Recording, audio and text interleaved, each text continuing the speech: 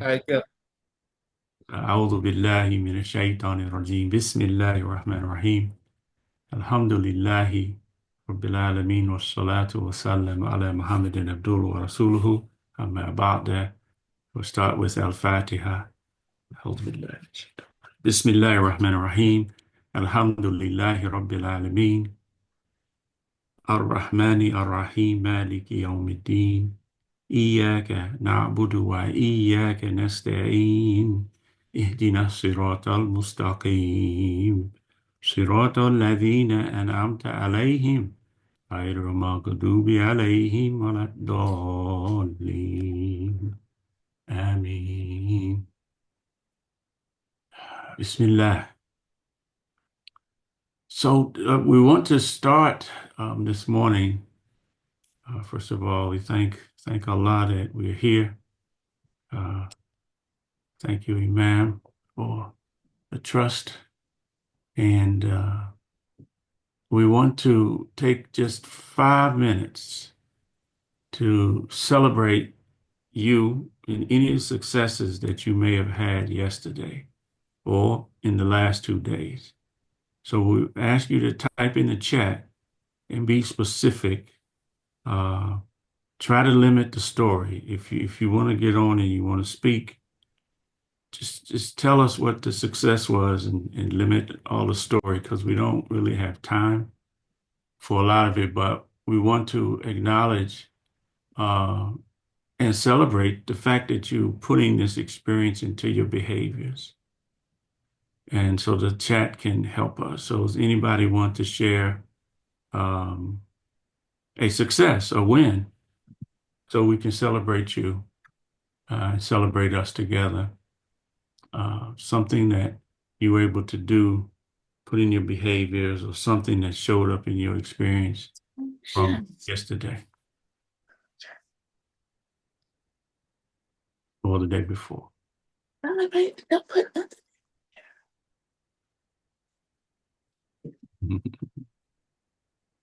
Or put it in the chat. You can put it in the chat. And if you don't want to speak, that's fine. Just want to take a minute, acknowledge and appreciate.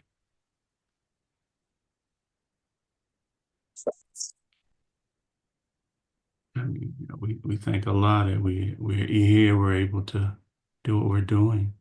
And this is all about um, application. I see my friend. Assalamu alaikum, brother. Welcome, welcome, welcome. Okay. Well, I don't know what it's doing for you, but I feel like next level leadership, next level conscious leadership, and these mornings have sparked me to really get more into reading, uh, reading in the Quran, and we got Ramadan coming up, so this is a wonderful time to be preparing for Ramadan. All right. Alhamdulillah. No takers this morning. Well, I'm gonna celebrate myself then. Yeah, and celebrate you too. Blah, blah. Alhamdulillah. All right, so let's get into and also as we go through it, we can use the chat if there's something that resonates with you as we're going through this. You can type it in the chat. If there's some questions that come up for you, you can use the chat, type it in. We want to make it as interactive as possible, and manage the time as best we can. So we thank you. All right. So Bismillah ar-Rahman ar-Rahim. Um, we're looking in Suratul Hashr, which is the gathering. And yeah, the ayat that we Assalamu alaikum. Alaikum assalam. Alhamdulillah. So the ayat that we are focusing on this week, A'udhu billahi minash shaitanir rajim, Bismillahir rahmanir rahim. يا أيها الذين آمنوا اتقوا الله ولتنظر نفس ما قدمت لغد واتقوا الله إن الله خبير بما تعملون. صدق الله العظيم. آه، نحن على uh, من الشاهدين. I'm working on it, ma'am. I'll get it. Okay. Oh, all right. I see some things in the chat. That's good. Thank you. Um, yeah, Rashad says slowing down, able to analyze easier and then apply. That's beautiful and execute. Thank you for that. Um, and that's beautiful. All right. So we want to look at, I want to put something up on the screen just for a moment, because part of the deal really is us learning how to read the Quran for ourselves. And this is a rendering from Yusuf Ali, which most of us are used to. And for what we read today, we focus on today. Oh, you believe, fear Allah, and let every soul look to what? Then he puts provision he has sent forth for tomorrow. Yeah, fear Allah. And the work that we've been engaged in is looking up these key words through in Arabic dictionaries. And this is the rendering that we came up with. Attention.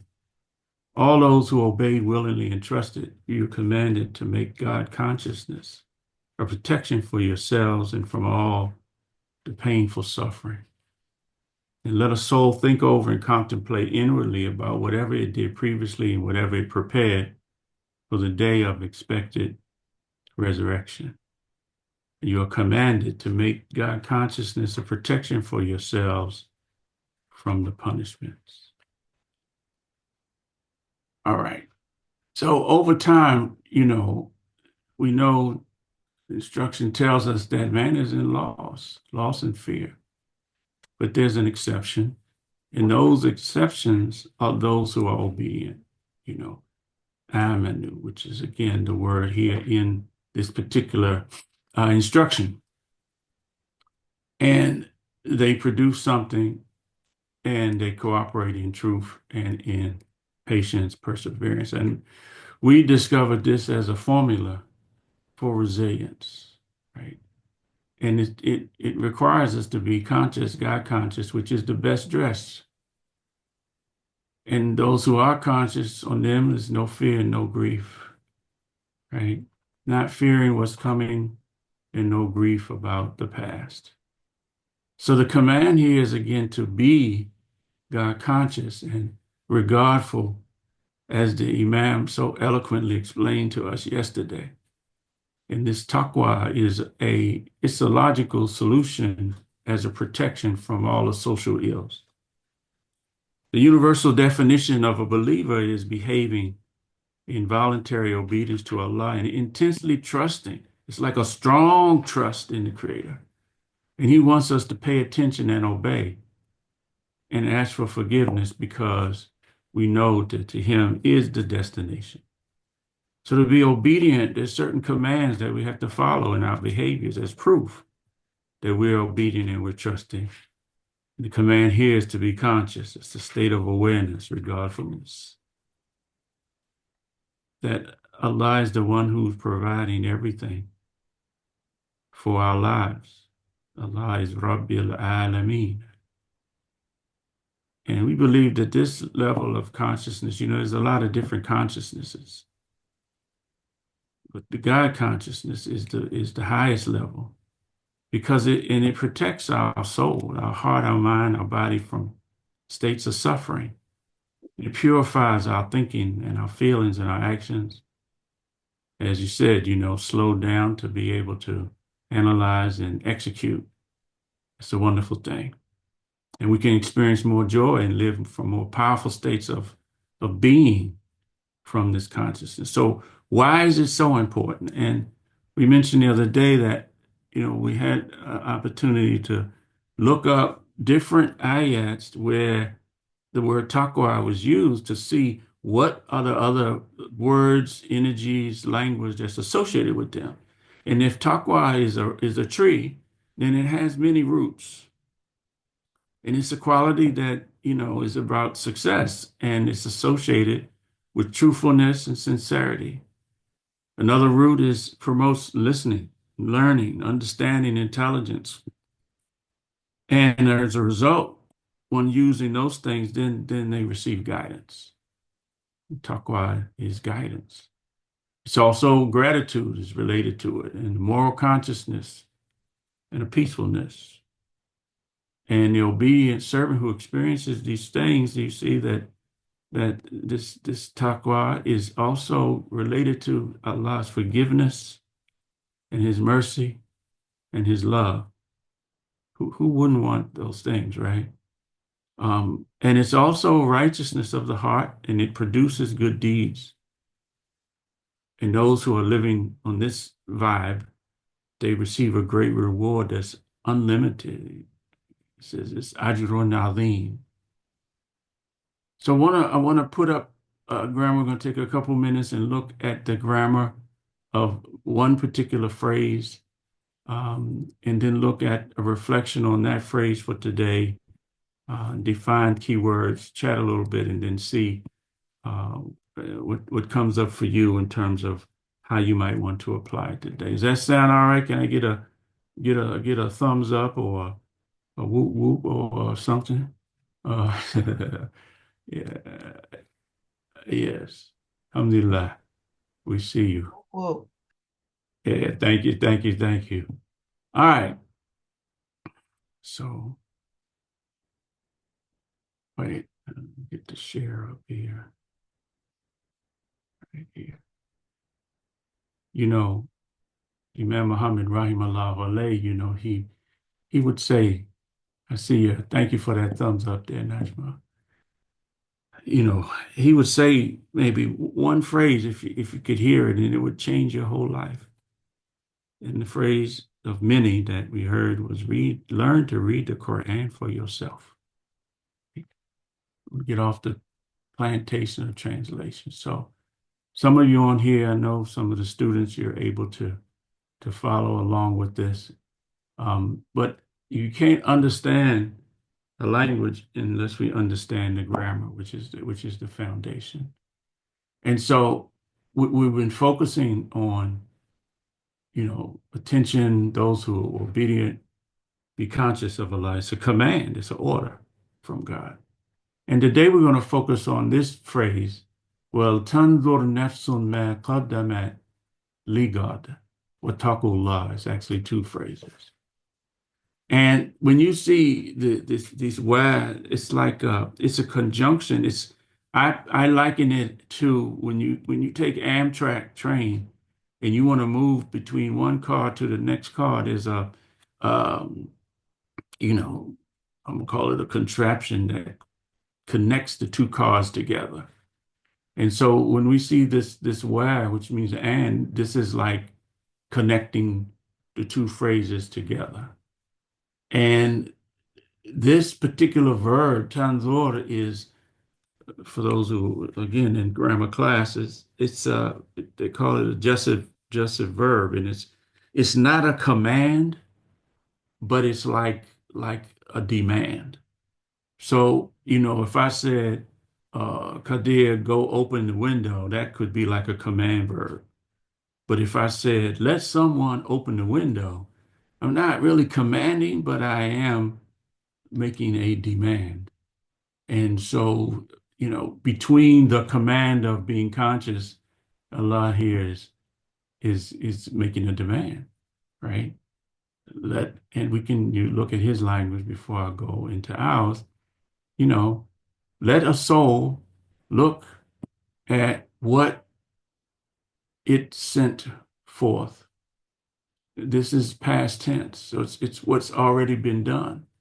And even if we connect this to the first phrase, The amanu, the obedience and trusting Allah was past tense. So what the soul sent forth before, if we connect it to the previous phrase, because all of these are connected, the Quran is a bunch of phrases that's all connected, then it would look like what was sent forth would have been obedience and trust. Right? Ligad, for the morrow, is what it says. Now, when we look at this a little more and look at the reflection of let a soul think over and contemplate inwardly. You know, the man was talking about inward regardfulness yesterday. Right? It's beautiful.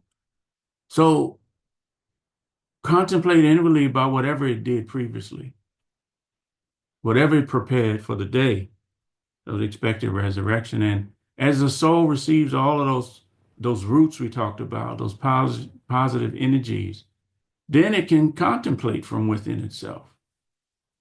And as the students and I, we talk about these things, it appears that the soul has an intelligence, an ability to think and to reflect, the soul, and it has a capacity to act. So the intellect asks, how does the soul think and what does it reflect on? How does it act? And I'm not sure I know how to answer these questions. But he also asks, what is the soul aware of? And it looks like here that the soul is aware that it will be resurrected. That there is a day the soul will have to give account for what it did during this life. Therefore, it wants to act in obedience and trust, which is intelligent. So one of the words in the phrase, tanzur, nazara, the root of it is to perceive with the eyes, to pay attention, to put one's mind onto something. And again, we look these words up in Arabic dictionary, give us more clarity. And this scene is a scene of contemplation where we're able to change and transform the perception in our mind, the perception for achieving something, and then being able to reflect on that achievement. Right? I mean, even our practice of this today is an opportunity to nazar, to you know, look at it, think about it. And the Assalamu regard, alaikum, ma'am. We can't see the chart. yeah, I'm not putting it up right now. I'm just Oh, talking. okay. Thank you. Um, and the regarding is a thinking it over and then striving. But the striving of it starts with testing. This is again what I got from I learned the word lexicographer is the name of a person who writes a definition, writes a dictionary.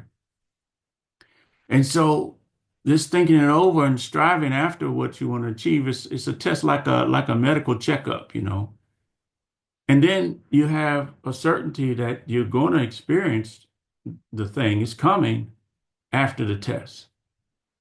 So we were thinking about this last night. It reminded me of major surgery. Some of us have experienced major surgeries. Um, and when I got diagnosed with mine, we put our mind on it for sure. And the initial thought was, I could die from this disease. Fear set in. Anybody know what I'm talking about? Put a one in the chat if you're with me. But we got educated about it and saw what the options were. And then I had to change the mental perception about what was going on. And I wanted to achieve a cure. In fact, the mental perception change for me was that this was Allah's mercy. It wasn't a death sentence that I had with the disease. It was actually a life sentence.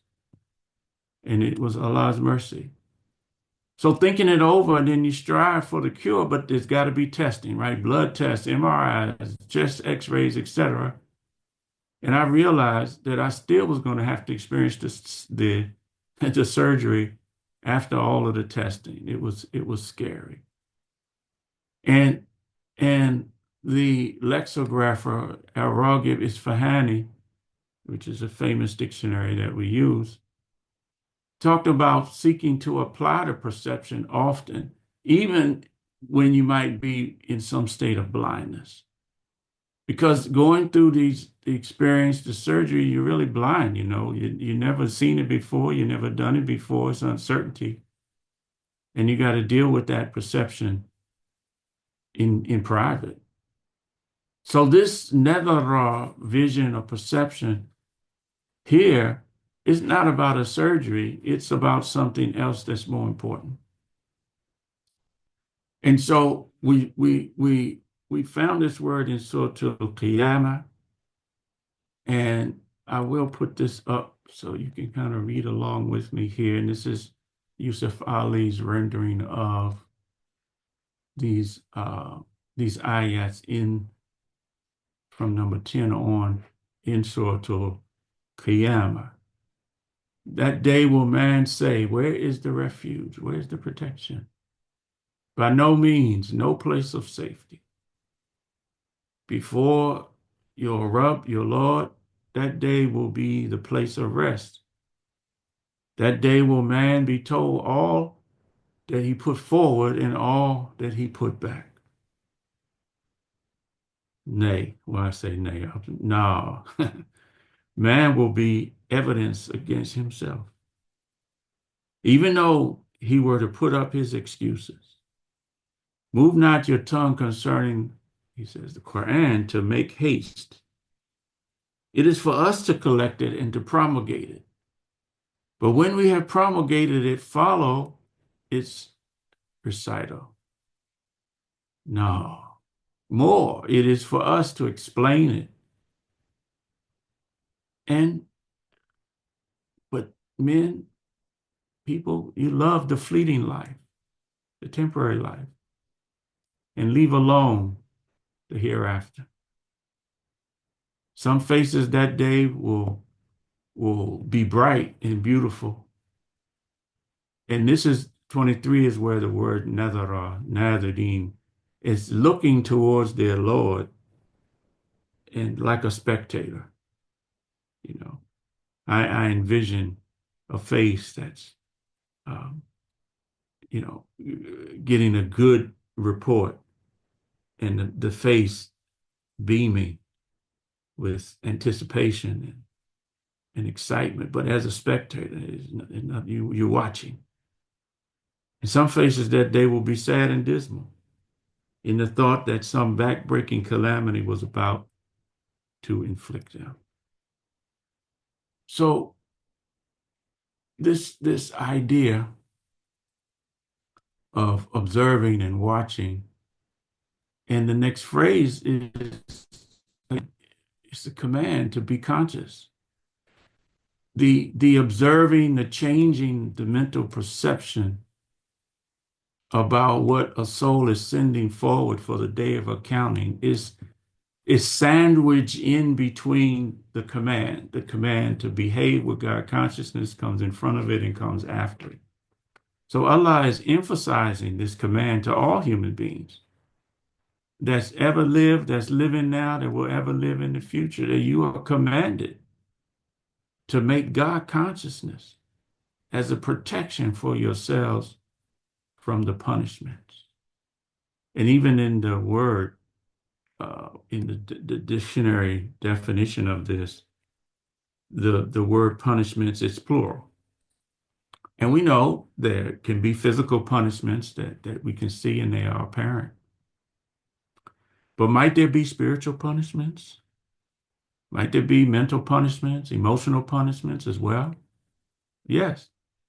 Anxiety, frustration, anger, inner conflict, self-doubt, worry, on and on and on, are signs of those punishments. And the soul doesn't want any of those punishments, but it endures them due to the limitations of the thinking.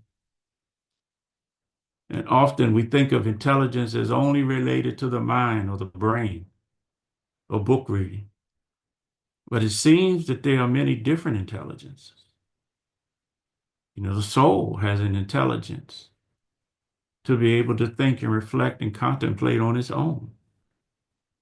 Also, the heart, it has an intelligence. I remember Imam Qasim Ahmed, rahimahullah alayh, in some of his materials, he had a picture where in the heart, it was like the heart was, some of y'all remember this, the heart was, if you had cut it down the middle, and in the cavities of the heart, it had the word Allah in it. Anybody remember seeing that? Yeah. So the heart has an intelligence too. And the intuition that comes through, and Allah revealed the Quran on the heart. These are things that, again, you all know. It's just a reminder. And He says that He breathed into him from His spirit. وَنَفَخَ فِيهِ مِنْ رُوحِهِ وَجَعَلَ لَكُمُ السَّمْعَ وَالْأَبْصَارَ وَالْأَفْئِدَةَ. And He made for all of you hearing senses, and made for you sense of sight. And the afida is the feeling in the heart. So it's kind of like whatever we take in from our hearing and from our eye gates, it's going to affect the heart. It's going to affect the feeling. And all of these things are relevant because the intelligence of the heart can also receive guidance. It tells you to move in a certain direction in your life, in your business, in your relationships, with your health. But then the fearful brain talks one out of what the heart is saying to be and do for advancement. So, what is the intelligence of the soul and heart telling you this morning regarding what we're discussing? It's not required to sit up here and talk at you for an hour. We have what we're reflecting on here. But the question is, how can you apply it? What's showing up for you in this discourse? And how might you apply it today? Maybe one behavior that you can commit to, right? I mean, even just the thought of thinking over and considering and about what it is that you're sending for this day that's inevitable, right? What can we do with it today? What can you do with it today? What can I do? And to implement something, one idea. And if you want to talk, again, we can, I'll definitely check in on the chats. I see some here. We'll definitely get to that. We can use that. But if you do decide to talk, or put in the chat, let's be brief, right? Keep the story to a minimum or out. And let's see what we have here. Yeah, I see a lot of ones, folks. Definitely, well, it's real, right? Okay. I missed that. To make the screen big, I'll remember next time. Yes, Kiyama Surah 75, 22 and 23. So yeah, self-awareness, to think about your thinking, Camila says, and listen to the heart, develop an intimate relationship with the heart. So really, what does that look like, right? Kamal says, set your intentions in the morning, reflect in the evening. Yeah. So how would we do that, right? What would it look like to think about your thinking? We were running around, moving around so much, we don't even sometimes even have a space to sit down and think about and listen. That listening is powerful because Submit now while taught now, right? That's our motto. We listen, which is also defined as, people will say we hear and we obey, but hearing is a physical thing to me. Listening is something that's inside. And the key to listening, I was talking about language, right? If you look at the word listen, there's another word in it. If you scramble the letters like Soul Train, right? And in the word listen, you see the word silent, right? So in order to listen, we got to be silent, right? And listening, we listen and we obey. Yes. Uh, Appreciation that I became aware of this day that Allah has blessed me with. And this can be done during the prayer times, yes. But what's going to happen in between the prayer times, right? Yeah.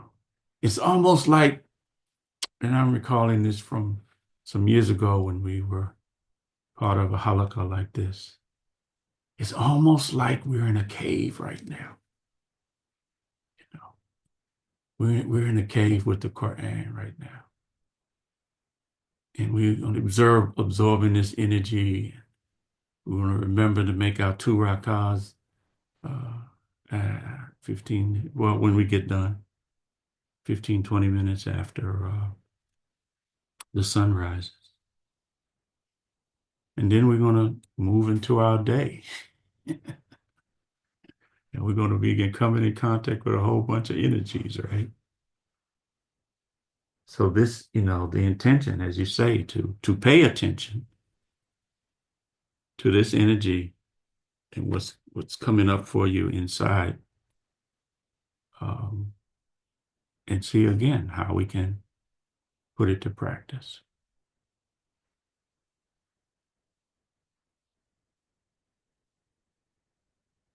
During the prayer times and between the prayer times. So what do y'all want to say? What do anybody want to dialogue? Our approach is create a space for some self-reflection and dialogue. This is how we learn as adults. And Assalamu dialogue, alaikum. and dialogue is not just talking. Dialogue is seeking to understand somebody else's point of view. Right? So we open again. Let's keep the story to the minimum, just so we can have time for more people to jump in. Was that my friend Tarlina? Was that you? Thank Yep. you. Okay. So, uh, the first thing that came into my mind, like right now, is like a little apprehension and fear. But I wanted to ask. I've never made the 2 rakahs in the morning after Fajr. I've never done that, and as a matter of fact, I don't even remember anyone ever mentioning it. It might have, but I probably wasn't paying attention. But what does that consist of? Did that consist of just doing rakas, or do you actually say something like when you do making your rakas doing prayer? Well, thank you. Thank you for the question. Um, I want to approach the answer 2 ways. The first one is why would we even do it, right? Some of the leadership people talk about lead with why. And then we'll look at what are the mechanics of it. So the Prophet Muhammad, prayers and peace be upon him, said, whoever prays Fajr in congregation, like with someone else, then sits remembering Allah until the sun rises, and then prays 2 units of prayer, will have the reward of a complete Hajj and Umrah. Complete, complete, complete. Does that resonate in you? the why, the benefit of it? Yes. Like my body is tingling right now, you know. So the mechanics of Salatul is called Salatul Duha, and Duha is the greater light.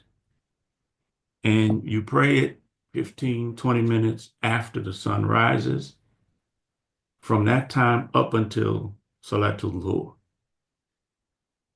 That's the window. And you make it in units of two. So you'll make two rakahs and then you'll close out, right? And again, these first two were mentioned here in the hadith. But you also can pray another two and close out, right? And another two and close out. And again, find a rhythm. This is just a suggestion. Find a rhythm that fits you, right? But you can do two and two and two and two and two and two up to 12 would be the maximum, right? That you would do for Salatul Duha.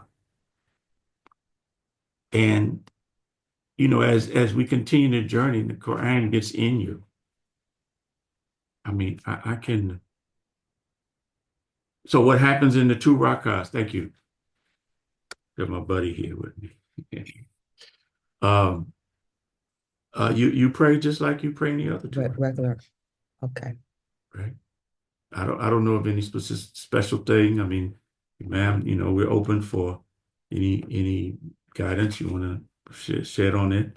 But it's just like your normal prayers, but it's really a great blessing. I mean, this thing, you know, this will take you over the Quran and this all of the tools that Allah gives us in this way of life. It takes us over. I can remember years ago when I was reading a lot more than I read now, right?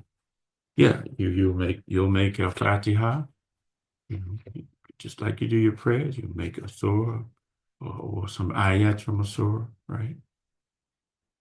Allahu Akbar, Ruku, everything will be exactly the same. But I was working at a client site, a federal government site, you know, and they give you like 15 minutes. You get a break in the morning and of course your lunch break. I was a younger man then. And I was so inspired. I would, on my break, I would go find some place where nobody else was, take my Quran with me and read and make Salatul Duha on the 15-minute break. All right. Yeah, it's what my heart led me to. And your heart's going to lead you to something, you know, today. And it's easy. The brain start talking you out of it. Oh no, you ain't got time. You ain't got time to make 6 rakahs of Salatul Duha.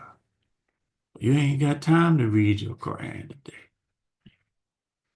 So what, you know, the guidance says, follow the inspiration of your Rabb, right? Yeah. So does that help? Does that answer your question? Does that help? Yep, absolutely. Appreciate you. Appreciate you back. Any other questions or any other comments? What's come up for you this morning? So, Assalamu alaikum. Alaikum Someone, salam. uh, someone in the chat asked, is it 12 within the day or in the one sitting? So stop, two, stop. So can you answer that question? I'd like to know. Because you Yes. mentioned that there was a limit of 12. Yes. Thank you, Latifa, for bringing this, reminding me of what's in the chat. And thank you, Zakia, for your question. It's up to 12. Again, like we said, you need 2 rakahs, up to 12 during that window of time, between 15 to 20 minutes after sunrise up until Salatul Dhuhr. So you have, you know, you have some hours, right, in the window of this Salatul Duha. Does that answer? Yes, thanks. Yeah. And, So you know, I'm sorry, I understood the question to be in consecutive, or does it have to be broken into twos? Meaning, is it two? broken into two, right? Assalamu alaikum. Alaikum assalam. Dr. Zaid, you said it has to be done in congregation. So if you're No, doing, not Salatul Duha. That's private. oh, That's okay. individual. Oh, I No, misunderstood. no, the hadith was talking about praying Fajr in congregation, sitting Okay, and remembering Allah until the sun rises and then making the 2 rakahs after okay. that. So no, so I think that's a good question. Thank you. Sometimes I might miss details. I just need a little help from my friend. So thank you for that. Thank you. Yeah. It's individual. It's between you and Allah. Yes, it's saying. Appreciate you. Thanks for being here, brother. Alhamdulillah.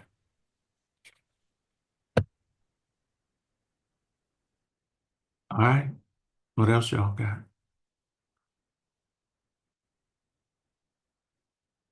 Ma'am, if anything you want to add, we're open. Dr. Zaid, I had another question. Sure. You know, Shaitan's always whispering to us throughout the Yeah. day. And when we listen, we have to know how, I mean, sometimes it's difficult because Shaitan's in your mind and in your heart whispering things to you, and you know that they're wrong. So how do you deal with that? Mhm. Yeah. So we were asking, we were offering the other day that when we make statements that we own with I statements, right? Instead of you statements or we statements. So, Yeah, right. So sorry. we have, Allah's given us so many tools. So the first thing comes to my mind is, you know, when Shaitan assaults you, right? Because he's going to assault you. He's going to come after you from the front to back, right, left, from ways you can't even see him, right? That's what the guidance tells us. So when that happens, what does it say to do? You say, A'udhu billahi minash shaitanir rajim. I seek protection with Allah from the rejected enemy shaitan. Mhm. And that's again, what is that? Isn't that God consciousness? Right? Yes, You remember God. You know when how can you even tell when Shaitan's on you? Shaitan and his people, they jumping you. How do you know? Because you're gonna feel it inside. yeah, You ain't gonna feel good. That's what happens with me. I feel it inside my heart. And even in my body, I'll feel that fear welling up or whatever. And I just choose. We have a choice. Of course, those limiting beliefs and fears that we all have, and Shaitan threatens you with fear and loss, right? right. Hunger and all these things. But that's, and when the deal go down, he'd be like, okay, well, you know, don't blame me. All I did was called you. You didn't have to listen to me. You got to look at yourself, right? Right. So we have this protection from God. All we got to do is ask for it. Bring him to mind. A'udhu billahi minash shaitanir rajim. And Shaitan, he gonna leave you alone. Mhm. Now, you still have to, because I have to model what I'm asking you all to do, right? I still have to follow through with whatever the action is, right? It's like Right. a lot of times I hear us talk about, oh yeah, well, Allah, Allah, yeah, Allah is doing everything, you know, inshallah. But what's your responsibility in the mix, right? We had a brother in DC named Rodney. He was a treasurer. Some of y'all might know him, Rodney Hawkins, very successful businessman. He was the treasurer at the masjid. And so, he was always zakat, brother, zakat. Pay your zakat. And the brother would say, Inshallah. You know how we do, right? You know, there's an inshallah and then there's an inshallah, right? It mean different things, depending on the context. So Rodney, when they say that to him, he would say, nah, bruh, insha you. Right? What are you willing to do? And so, yes, Allah is with us. We've got angels that are supporting us, right? I'm remembering right now, it comes up the Hadith Qudsi. I love this. It says, when Allah loves someone, he tells Jibril, Mm. that I love so and so. And then Jibril announces it to all the inhabitants of the earth. Allah loves so and so. And then that love is established for that person among all the inhabitants of the earth.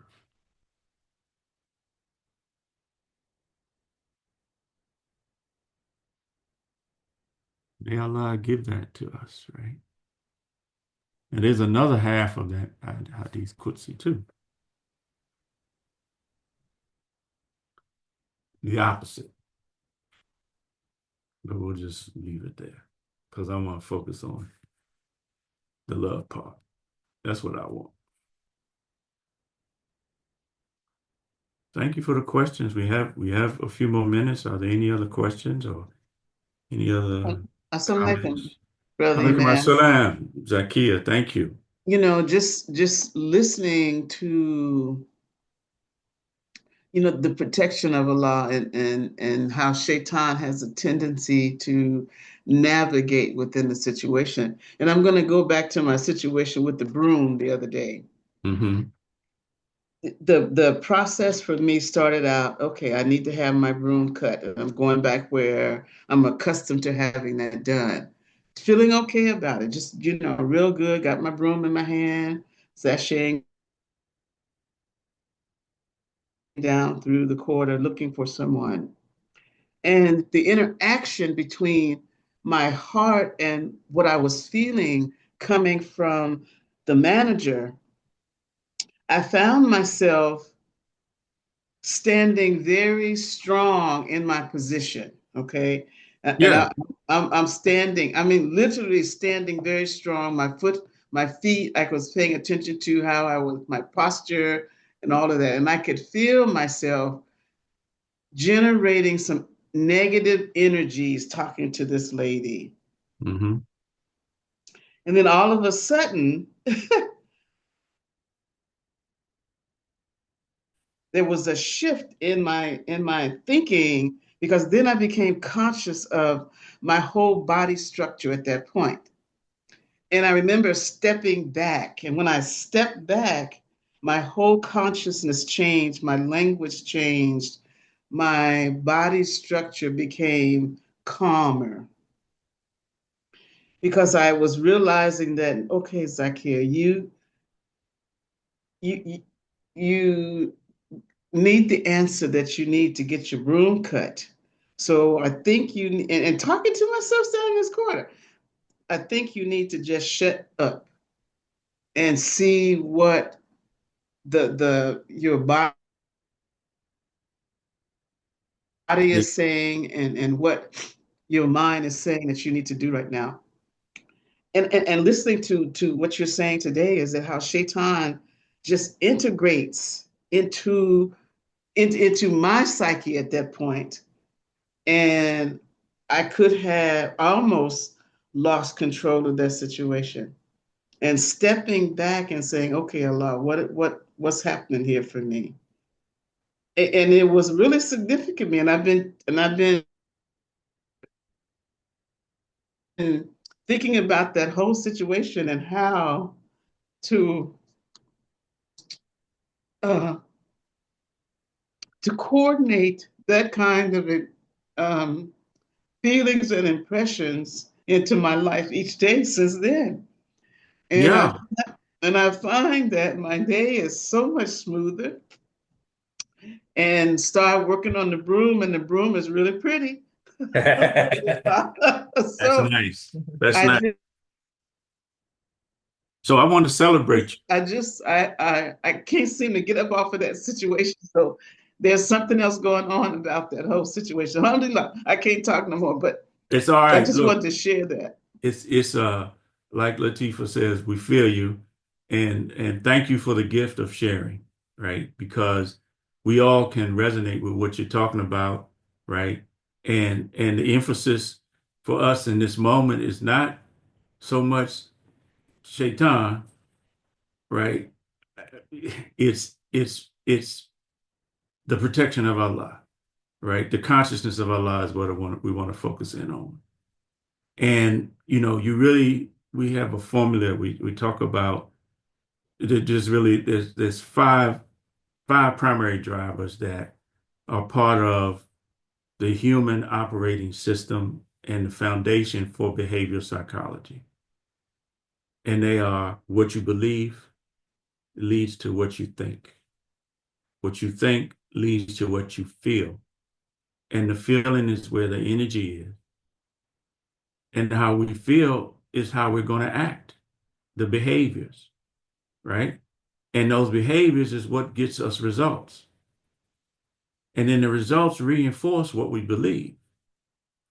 So what you described, again, I can put it in that framework, right? Because you talked about what you thought, what you felt. You were thinking negative, you were feeling negative, and you was about to do some negative behaviors until you became conscious. So it's consciousness of Allah, but it's also consciousness of what's going on inside of you, right? Each of us, right? Being aware of our thoughts, being aware of our feelings. And when it feels negative, then that's a sign. God has given us a guidance system in our nervous system, and whenever we're feeling upset about something, or we want to control it and it's not going the way we think it should be going, that's our nervous system telling us that our thinking is off. We're about to go down a road. And all of that is based in some type of fear. Maybe it's the fear of, I can't control this situation, or whatever it is, right? And so, um, being aware, so we're in a situation, being aware of how you feel, but that's consciousness, right? And some people say somebody made me feel some kind of way, some type of way, right? But I don't believe people can make you feel anything, right? You either feel it or you don't feel it. We can't blame somebody else for how I feel. That's on me, right? But once we can be in a situation, become aware of how we're feeling, if it's negative, then we got to look at, okay, well, how am I thinking? What are the thoughts that I'm having right now that's causing me to feel this way? And then those thoughts, and again, that's consciousness too, awareness. And then those thoughts really are housed in some type of belief. And if you can get down to what those core beliefs are, which really are the roots, then you can become aware and you can make some shifts. But most of us need some type of help with that. You know, that's the kind of work we do with people, and we want breakthroughs. But Allah will put us in an environment and put us with resources to have the help. But we got to do the work, and it does require that we slow down. I recently took a mindfulness certification course, and it focuses on your breathing, slowing down, focus on your breathing, focus on what you can hear, uh, focus on really the five senses, being aware. So it's wonderful that you were aware of what was happening in your body. Yeah, you probably need to put yourself on mute if we're getting some feedback here. Um,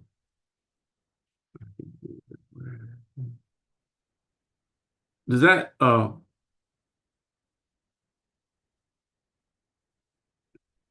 help anybody?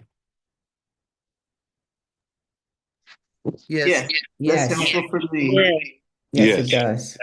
yeah. I think Kalita was trying to speak. I was Who?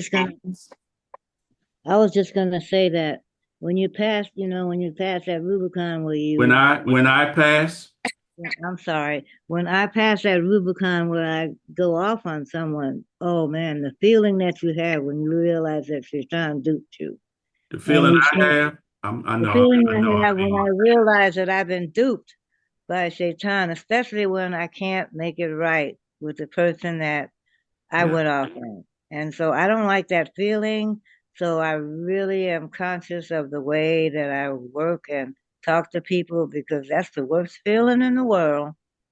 Yeah, I can relate to what you're talking about. Yes, it is. We have to, well, we don't have to do anything, but we want to use the tools that God has given us, right? Right. I mean, sometimes I might be praying, Satan, he'll jump you when you're praying. I had to stop with the verse I'm reading and A'udhu billahi minash shaitanir rajim. Yeah. And it's making it a habit, this consciousness, right? Again, today, the command, it's an order from God to be conscious. And whenever we start anything new, we're not so good at it at first. It's like working out, right? Maybe I can go out and do a mile, walk a mile, but I'm not going to get to 5 miles today. But as I keep doing it, I get better at it. So it's the same with this. So He's the teacher. He's teaching us today. Be conscious, not just conscious of Him, but a conscious of yourself and what's happening inside. And again, said so beautifully yesterday. It's an inner regard, right? It ain't about other people. It's about me and what I do, how I'm being. And I'm gonna say this: there's a lot of things that we've been taught that's not really true. It's not really the sequence. We've been taught do something, you'll have something, and then you'll be somebody. Go to school, do your homework, you'll have some good grades, get out and get a job, and then you'll be somebody. I don't believe that's the sequence in truth. Because we got to be first. It's about how you be.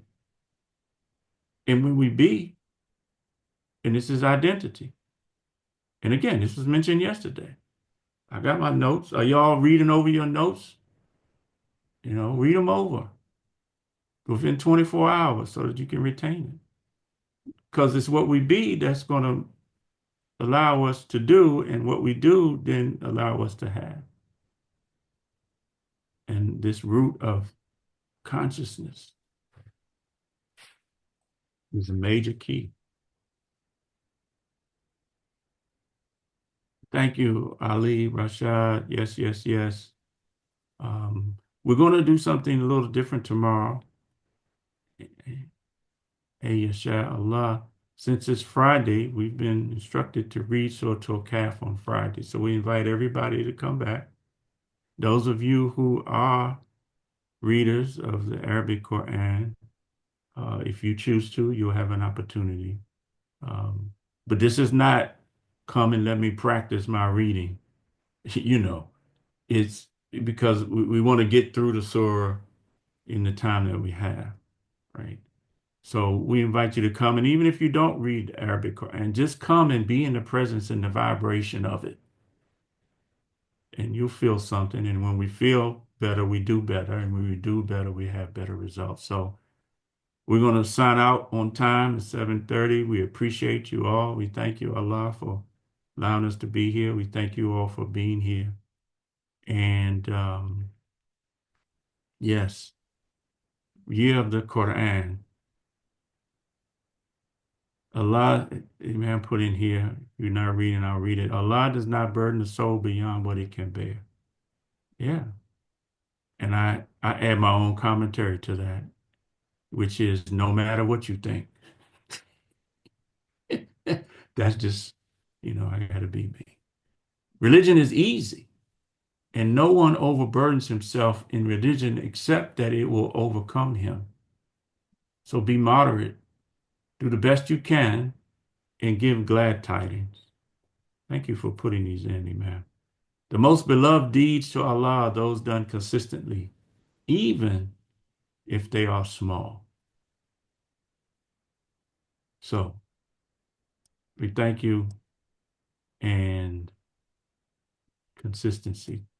Alhamdulillah Rabbil Alameen. Allahu Akbar. Assalamu alaikum. Alaikum assalam. Thank you so much. Walaikum assalam. Alaikum assalam. Walaikum assalam. Have a good Alhamdulillah. day. Great. Assalamu alaikum, everyone. Have a blessed day.